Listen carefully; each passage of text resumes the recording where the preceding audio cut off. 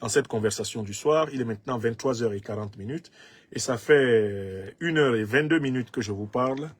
Le dernier point que je voudrais évoquer, ce sont les grands enjeux de la guerre Israël-Iran, avec l'apocalypse nucléaire en perspective. Alors, les Africains doivent suivre de très près les événements du Moyen-Orient, d'autant plus que ces événements peuvent déborder vers l'Afrique. Ils peuvent déborder vers l'Afrique de quelle façon? Mais il peut y avoir tout d'un coup une très grande pression migratoire vers l'Afrique. Si le Moyen-Orient s'embrase, nous pourrions avoir un afflux de réfugiés moyen-orientaux sur le continent africain, à travers le passage par l'Égypte, qui est une voie de terre. D'accord? Ça, c'est le premier point. Nous, Africains, on est là. Quand la guerre commence là-bas, j'ai vu certains faire des commentaires un peu naïfs, du genre « Ah, ça n'a qu'à aller jusqu'au bout ». L'une des conséquences peut être que le territoire africain soit envahi par des réfugiés de guerre. Une grande déflagration au Moyen-Orient signifie une modification de l'équilibre démographique de l'Afrique du Nord et de l'Afrique de l'Est, au minimum. Ça, c'est le premier point. Deuxième élément, l'Iran a procédé hier à des frappes de missiles. On parle d'environ 200 missiles contre Israël, en représailles des nombreuses attaques qu'Israël a perpétrées contre le territoire iranien, où Israël a éliminé d'ailleurs des dirigeants de mouvements étrangers, amis de l'Iran, comme le dirigeant du Hamas, Ismaël Haniyeh, assassiné à Téhéran. On n'oublie pas les commandants de l'armée iranienne qui ont parfois été tués en plein Bagdad par l'armée israélienne. Je crois qu'il faut vraiment avoir la mémoire courte pour ne pas se souvenir de tous les actes agressifs qui ont été posés par le colonialisme israélien en Palestine et qui valent justement à l'État d'Israël aujourd'hui l'hostilité de la majorité des populations des pays qui entourent cet État. Mais aussitôt hier, après donc la grande réplique iranienne contre Israël, on a appris de la bouche des officiels israéliens et de leurs alliés américains qu'ils allaient riposter. Et on a aussitôt appris de la bouche des officiels iraniens que si Israël ripostait, la contre-riposte serait encore plus vigoureuse que l'attaque d'hier. Africains d'Africains, en réalité, il y a une seule question qui flotte dans l'air au Moyen-Orient. Qui va être le premier à utiliser contre l'autre l'arme nucléaire? Je recommence. Il faut que les Africains se réveillent et voient ce qui est en train de se passer au Moyen-Orient. La grande question qui se pose actuellement au Moyen-Orient, et c'est la seule question d'ailleurs qui fait trembler toutes les puissances, c'est celle de savoir qui va être le premier à utiliser l'arme nucléaire au Moyen-Orient. Dans l'histoire de l'humanité, on sait qui a été le premier à utiliser l'arme nucléaire. D'ailleurs, celui qui a été le premier pour le moment est encore le dernier à l'avoir fait. C'est qui? Quelle est la puissance qui a utilisé l'arme nucléaire pour tuer des êtres humains, ici sur la terre des hommes, en bombardant 2 villes japonaises en 1945? Cette puissance s'appelle les États-Unis d'Amérique. Et les États-Unis sont les grands alliés d'Israël.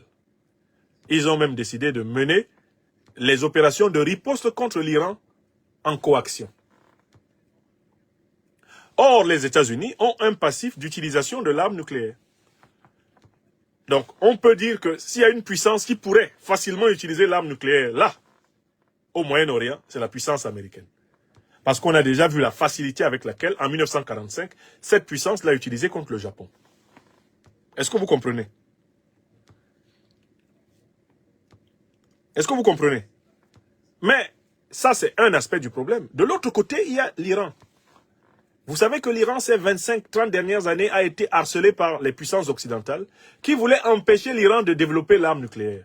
Au motif que si l'Iran détenait l'arme nucléaire, il deviendrait inattaquable par Israël, mieux inattaquable par les États-Unis.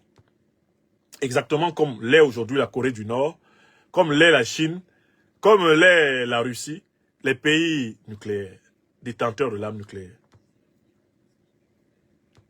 Malgré tous les obstacles qui ont été opposés au programme nucléaire iranien, aujourd'hui, il n'y a aucun expert au monde qui puisse dire que l'Iran ne dispose pas. Il n'y a aucun expert qui soit capable de dire avec certitude que l'Iran ne dispose pas de l'arme nucléaire. D'autant plus que le programme nucléaire iranien a été soustrait au contrôle américain, au contrôle de l'ONU. D'où Autant on peut craindre que les États-Unis, pour protéger leur allié Israël, utilisent l'arme nucléaire, autant on peut craindre une riposte nucléaire de l'Iran. N'est-ce pas? Mais, Afrique des libertés, je vais plus loin dans l'analyse. J'espère que vous savez que l'Iran a des alliés.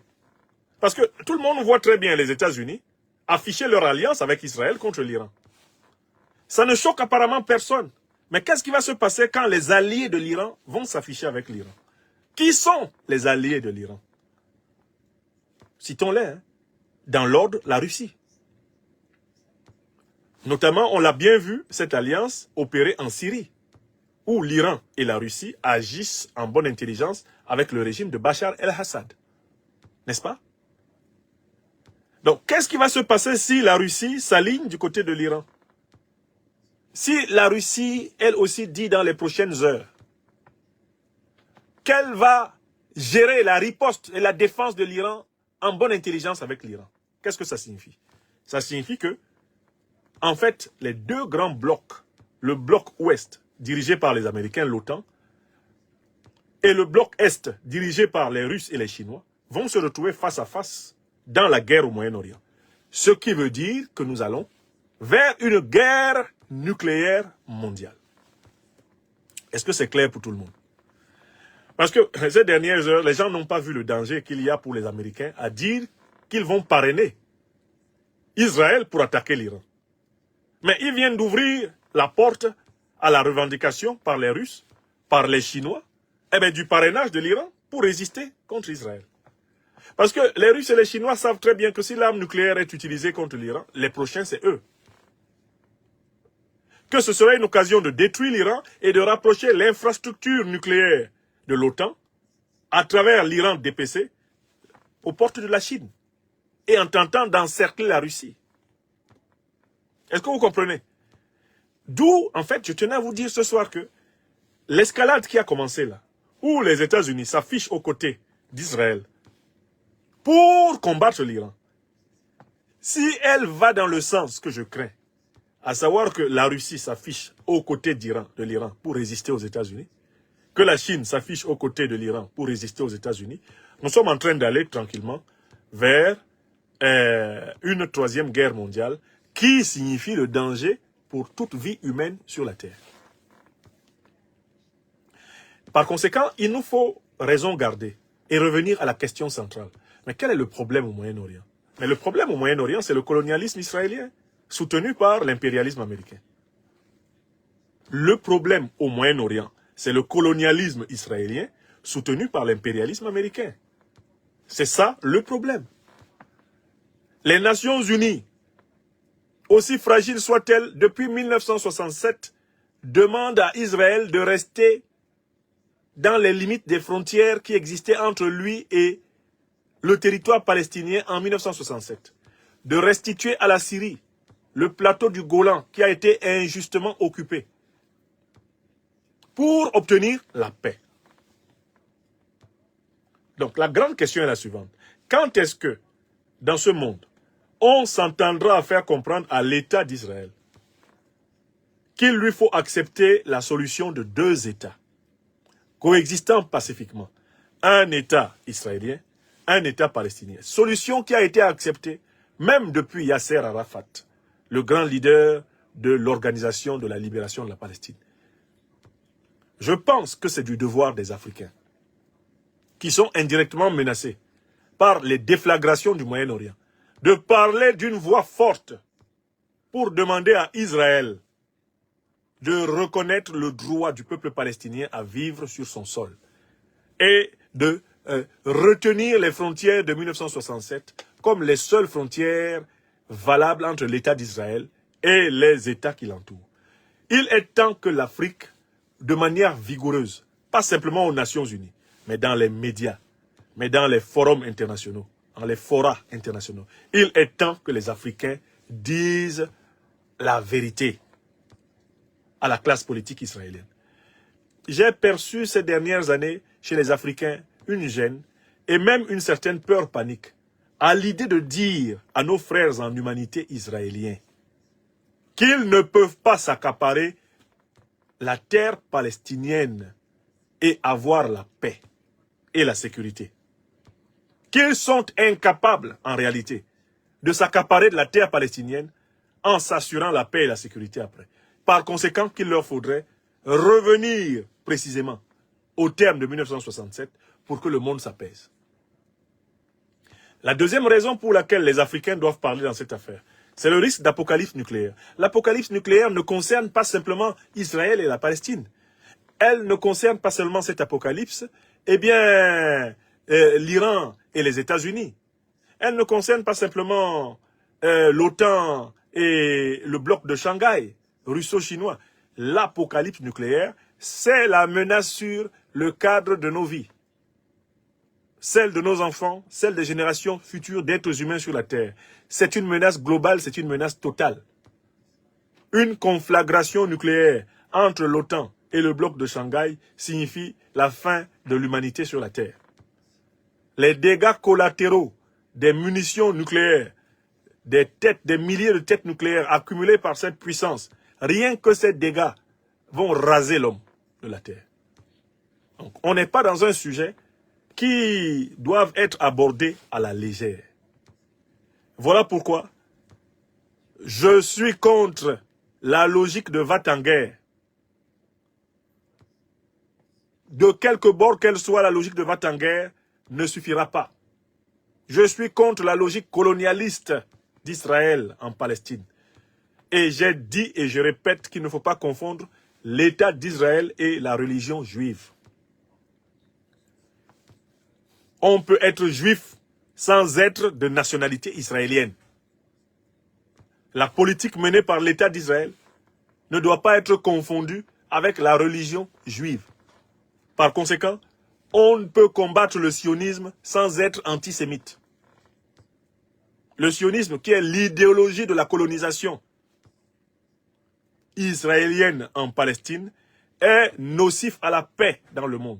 Ce qu'il faut, non seulement c'est la séparation de la confusion politico-religieuse, ce qu'il faut très clairement, c'est la reconnaissance du droit des peuples à disposer d'eux-mêmes. Et ici, le droit du peuple palestinien, le droit du peuple libanais. Maintenant qu'il y a un peuple israélien reconstitué, il a le droit d'exister par lui-même, mais dans les limites des frontières tolérées par toutes les parties, comme celle de 1967. Nous, Africains, il faut le dire, parce que ce qui arrive derrière est pire que tout ce qui nous fait peur. Les Africains, sur les réseaux sociaux et à travers le monde, ont peur parce que l'État d'Israël possède des services secrets réputés puissants. Mais la peur de dire la vérité à l'État d'Israël dans les conditions actuelles, cette peur ne vaut rien à côté du risque que l'humanité tout entière disparaisse. Dans une catastrophe nucléaire, dans une apocalypse nucléaire. Donc, je ne vois pas pourquoi, alors que ce qui est menacé, c'est toutes nos vies, je ne vois pas pourquoi vous pouvez encore avoir peur de quelque chose qui est moins grave que l'apocalypse nucléaire qui nous menace.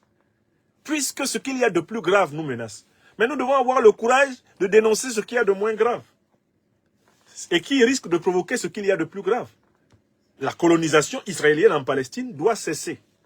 On doit le dire raisonnablement, fermement, aux autorités politiques d'Israël.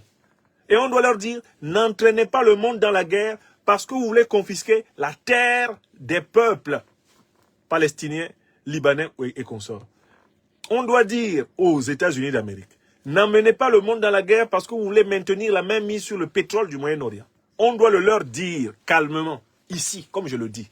Pourquoi? Parce que ce qui est en danger, c'est la vie de toute l'espèce humaine. Ceux qui tremblent pour leur petit froc doivent se rendre compte que même leur cimetière sera pulvérisé s'il y a une guerre nucléaire. C'est-à-dire que même ta tombe, là, elle va sauter. Même ceux qui sont enterrés dans les tombes, si vraiment la guerre nucléaire, l'apocalypse totale éclate, même les tombes, même les cimetières vont être détruits. Parce qu'en fait, la guerre nucléaire, c'est la seule guerre qui peut tuer la mort. La guerre nucléaire, actuellement sur la Terre, c'est la seule guerre capable de tuer la mort. Une troisième fois. La guerre nucléaire, c'est la plus terrible des guerres possibles. Parce que c'est la seule qui est capable de tuer la mort. Mais que signifie l'expression tuer la mort? Elle signifie qu'il n'y aura plus personne pour pleurer. Il n'y aura pas de deuil, puisque Tout le monde sera mort. Et là, donc, la mort sera morte. Cette mort qui, dans la tradition africaine, est l'occasion d'une nouvelle naissance pour entrer dans le monde spirituel. S'il y a une guerre nucléaire sur la Terre, la mort sera morte. C'est-à-dire que notre espèce ne pourra plus rejoindre, dans des conditions les plus nobles et les plus idéales, les mondes supérieurs. Ce sera donc la mort de la mort. C'est-à-dire la mort de la possibilité de la vie infinie. Pour nos âmes, pour notre espèce, sera terminée. Elle ne sera plus le lieu par lequel la forme animale transite vers le monde divin. C'est quelque chose de grave. C'est le plus grave crime qu'on puisse commettre. C'est le plus grave crime qu'on puisse commettre. Celui de tuer la mort. Parce que l'homme est fait pour naître, vivre, découvrir son chemin vers le divin, et puis mourir, c'est-à-dire naître à la vie divine. Voilà le chemin de l'homme. Quand tu viens détruire toute l'espèce humaine, détruire toute la terre, tu empêches les âmes qui passaient par la forme humaine pour aller vers le monde spirituel, tu les empêches de transiter. Tu empêches la véritable vocation de la terre. Un atelier de préparation à la vie divine. Voilà pourquoi il nous faut dire la vérité à Israël. Voilà pourquoi on doit dire la vérité aux États-Unis d'Amérique. Parce que ce qui nous pend au nez, ce qui nous menace, est beaucoup plus effroyable que tout le mal qu'ils peuvent faire.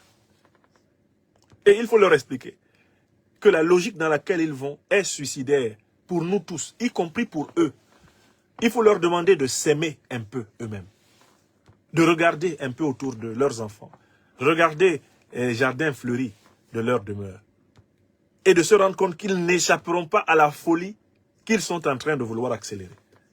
Nous devons leur parler au lieu de raser les murs, comme beaucoup le font. Je vois des gens qui font des commentaires. Ah, ça, il ne faut pas critiquer Israël. Mais critiquer Israël aujourd'hui, c'est le plus grand service qu'on puisse rendre à Israël, à l'État d'Israël. Parce que pour que l'État d'Israël existe, il faut qu'il n'y ait pas de guerre nucléaire. S'il y a une guerre nucléaire, il n'y aura plus d'État d'Israël. Donc c'est même un acte d'humanité envers l'État d'Israël que de lui demander d'arrêter sa politique colonialiste en Palestine, qui est la cause de la déflagration. Stopper la cause pour que les conséquences disparaissent, que la réconciliation, l'entente, la fraternité des peuples, qui plus est des peuples sémites, qui ont la même racine culturelle, qui ont les mêmes racines linguistiques, qui ont les mêmes racines religieuses, que ces peuples réapprennent à vivre comme ce qu'ils n'auraient jamais dû cesser d'être, des frères et des sœurs en humanité. Par conséquent, critiquer Israël, ramener les autorités israéliennes à la raison, au bon sens, leur demander d'arrêter la machine colonialiste en Palestine, c'est cela, le plus grand acte d'amour qu'un être humain puisse poser aujourd'hui envers l'État d'Israël. Je tenais à le dire. Dans cette affaire, toutes nos vies sont engagées. Les vies de nos enfants, les vies de nos arrière-petits-enfants qui sont maintenant en puissance dans les reins de nos enfants. Toutes ces vies-là sont en jeu.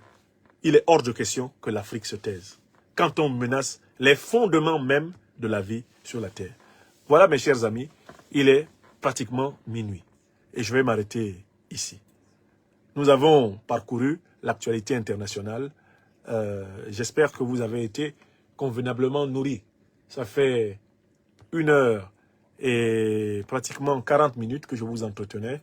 Je vous remercie de votre attention et je remercie celles et ceux qui ont pensé à partager cette vidéo. Veuillez tout simplement vous abonner et activer la cloche de notification pour ne rien rater. Retrouvez KDV Africa sur YouTube, Facebook, TikTok.